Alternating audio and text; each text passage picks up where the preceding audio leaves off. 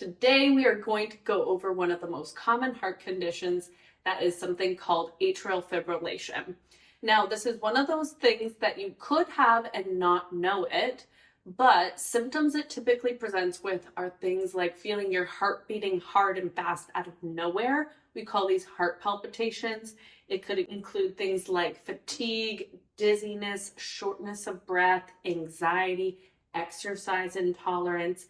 And like I said, it's very common. So they estimate about 1 to 2% of the overall population has this condition, and about 10 to 20% for those above the age of 80. So this is definitely something you want to be on the lookout for, especially as you get older.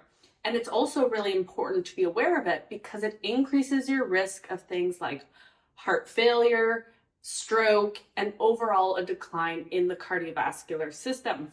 Now, this is because it results in your heart having irregular heartbeats. So out of nowhere, it'll start beating really fast, and it's out of sync with what your natural rhythm should produce. Now, normally your heart will beat or contract using very well orchestrated electrical signals that will tell one chamber to contract and then the next one and then the next one, so that the blood moves efficiently through the heart. Now, in the case of atrial fibrillation, it's talking about one of the chambers of your heart, being the atria, having extra heartbeats. What this means is the contractions aren't well orchestrated anymore, and the movement of blood flow isn't very efficient. And this turbulent blood flow that's produced is what increases clot risk. And it's this dysfunctional contraction which also leads to things like heart failure, because your heart is not beating efficiently. So it's going to have to work harder and harder to do the same thing, to move the same amount of blood throughout the body. And this fatigues, stretches, and really overworks the heart, leading to things like heart failure. So I just wanted you to keep that in mind, because as we go over some of the causes, we're really going to want to focus on doing everything we can to reduce the atrial fibrillation, because it has such big risks carried with it. In our conventional medical system, you will typically be offered one of 3 different types of medication: something to reduce your risk of clotting, something to improve the rate or the rhythm of those contractions. So they're either trying to control the heart contractions and or just prevent clots from forming. So that'll help with risk reduction, especially in the department of strokes. Now, what I'm going to do for you today is I'm going to go over the many different causes of atrial fibrillation. So these are things that could set it off, but certainly that contribute to a worsening of atrial fibrillation.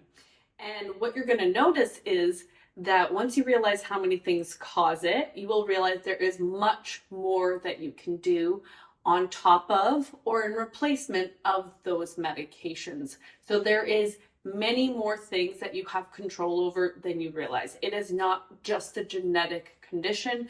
There are a lot of what we call modifiable risk factors, meaning there is something you can do, some sort of change you can create to reduce your risk. So you're not helpless to this condition, and medications are not the only option for you. But before I jump into that, let me just briefly introduce myself.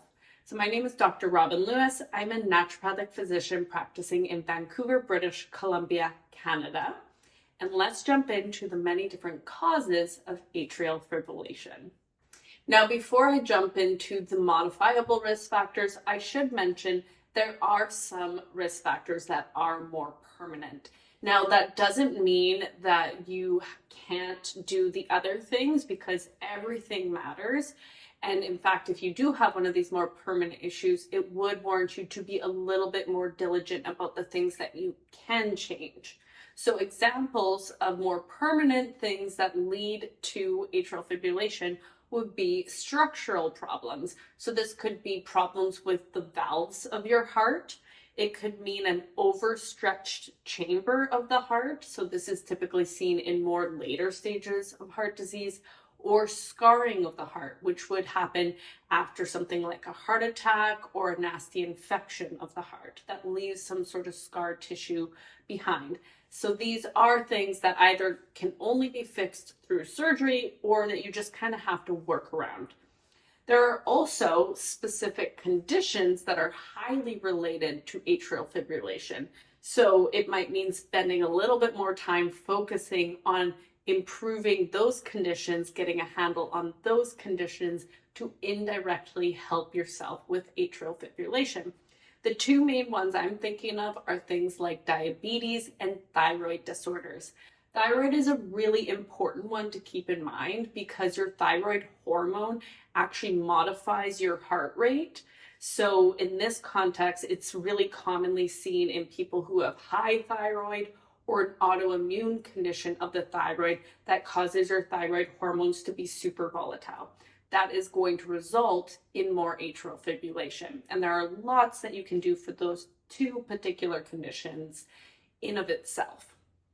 So those are some of the more permanent things. Now let's jump in to a lot of the modifiable risk factors that are associated with atrial fibrillation, because this is really where you can make the biggest changes.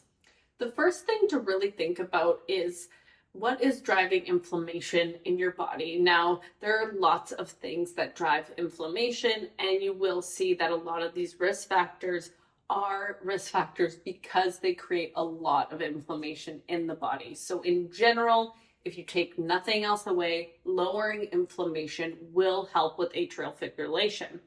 Now, there are a couple markers that you can use that indicate really high levels of inflammation and can be things that your doctor measures.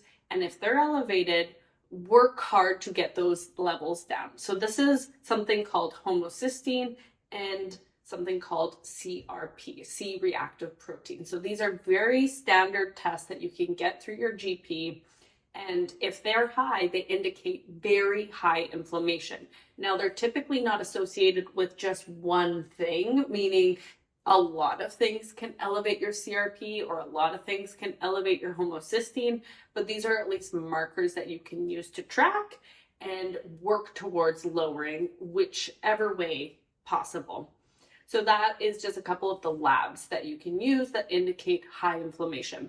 Now, one of the more common reasons you become really inflamed is something like infection. So a really good example of an infection related to atrial fibrillation is something called streptococcus. So we commonly know of streptococcus as in strep throat, which, yes, this is the same thing that I'm talking about.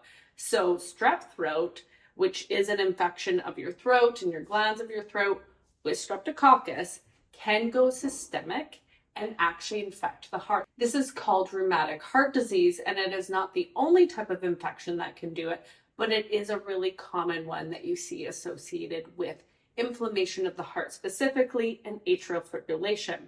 A couple other examples of infections that have been linked to atrial fibrillation include things like H. pylori, which is an infection of the gut, commonly associated with ulcers, for example.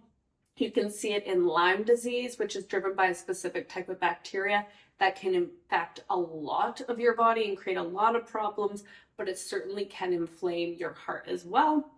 And another one would be things like mold and some of the mycotoxins produced by these molds, whereas if you are exposed to a lot of it, can create a ton of inflammation inside the body. So those are some of the chronic infections that can be linked to atrial fibrillation. Another important thing to note is that the whole cardiovascular system is connected. So it should come as no surprise that things like high blood pressure, diabetes, sleep apnea, and excess body weight are also risk factors for atrial fibrillation. So again, these might be other things that if they are a problem in you, you can work towards to help that particular condition as well as prevention for things like atrial fibrillation. Now, let's get into some of the nutritional things that can be related, because this is really interesting and again, very actionable. So the first one that came up is something called magnesium. I'm sure some of you have heard of it. And this one actually makes a lot of sense to me because our minerals in general are very important for electrical activity inside of the body. And so this could be other minerals like potassium and calcium, but magnesium, being of the mineral family, does play a huge role here. And in fact, they've even taken magnesium and they've given it either orally or intravenously around heart surgery to prevent atrial fibrillation, and had really good success with that. Now, magnesium makes a ton of sense because it helps slow heart conduction and improve relaxation between heartbeats. This is going to lend itself very well to atrial fibrillation. And unfortunately, magnesium deficiencies are very, very common. Our soils are very low in it. We use it in hundreds, if not thousands, of reactions inside the body. So the demand for magnesium is quite high. And it's a very simple thing that you can introduce here. A lot of people are deficient in it.